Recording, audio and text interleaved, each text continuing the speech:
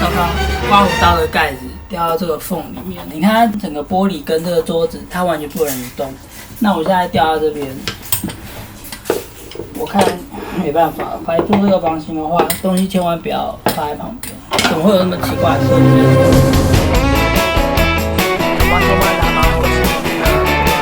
其实我自己搭过7、8次才出来的温泉。待会我们就要去爬271阶梯，现在通往的位置呢是在。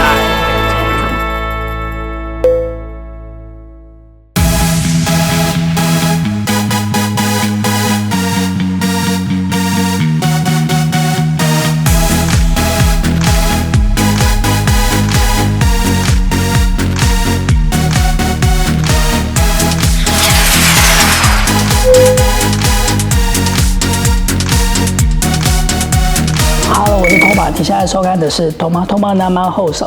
今天我又来到了台州，居然有一间旅店可以用飞机当做主题。这一次要和大家介绍探索丝旅。在影片开始之前，别忘了先订阅我的频道。待会见。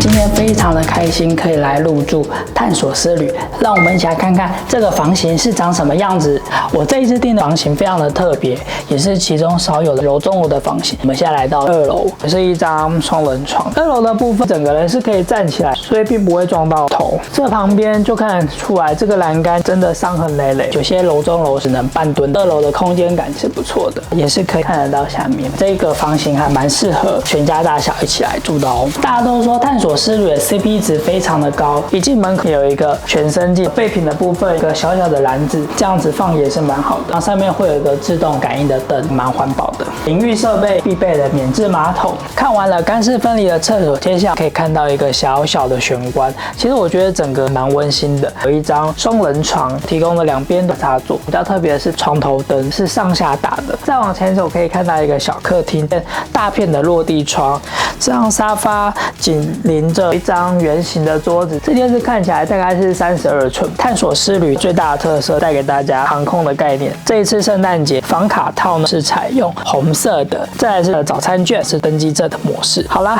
我们待会再看看探索丝旅它有哪些有趣的地方。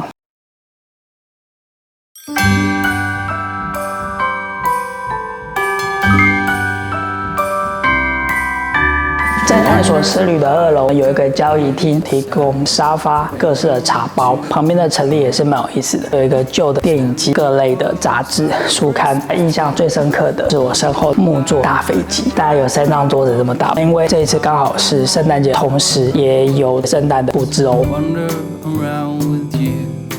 我发现了这一张椅子，这张椅子据说是每个房型的基本配备，因为这张椅子符合人体工学，所以坐起来非常的舒服。但是我这次订的房间反而没有看到，然后我在2楼的交友厅看到了，我自己来体验看看到底有多好坐。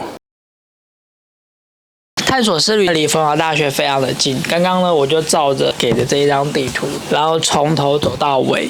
我发现我非常久没有来到台中的逢甲夜市，但是今天礼拜天人非常的多，所以走的也蛮慢的。现在都已经快11点了。这边早上一样是属于自助餐的形式，明天早上最早是7点，一直到10点都可以吃。记得先在楼下预约，明天见。我要斯密拉塞。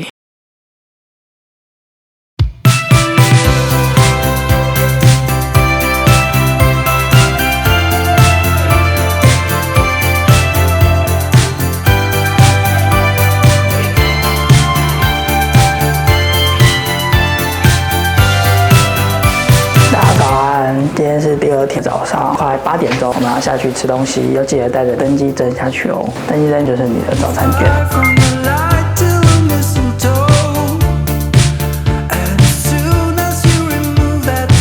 班的早餐该有的西式跟中式的菜都有，有面包跟粥品，基本的6层制豆浆、咖啡这样子。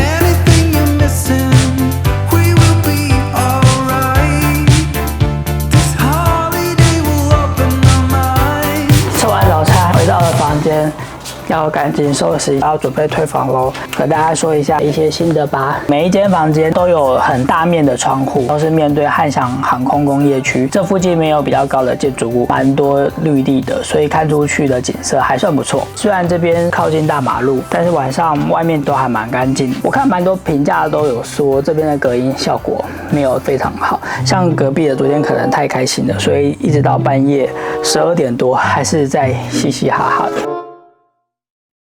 如果有来到这边住，对于房间的隔音要求很高的，可能要考虑一下咯。我觉得房间的棉被蛮薄的，你有喜欢盖比较厚重的，可以再加自己的外套来盖。这里入房时间非常的准时哦，像我大概是2点半就到了，先跟你确认名字之后，请你在旁边等待，3点准时那一刻去柜台办理入房手续。有一点我觉得还蛮纳闷的，探索之旅是2018年开幕，到今天硬体上的维护需要有待加强。桌面有起泡的问题，浴室的边边角角的清洁，然后墙壁上壁纸角落可能被撞伤脱落，这些小小的细节多多少少可以改善一下。这样的话，这间旅社就更完美喽。如果你只是来逢甲商圈住一晚，晚上逛逛夜市，第2天就离开，其实还是蛮值得推荐的啦。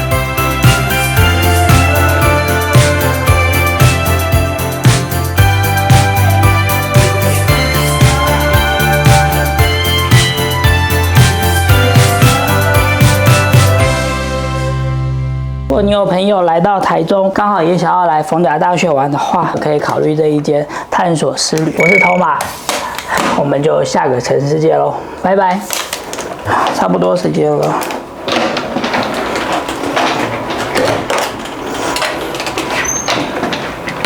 拜拜。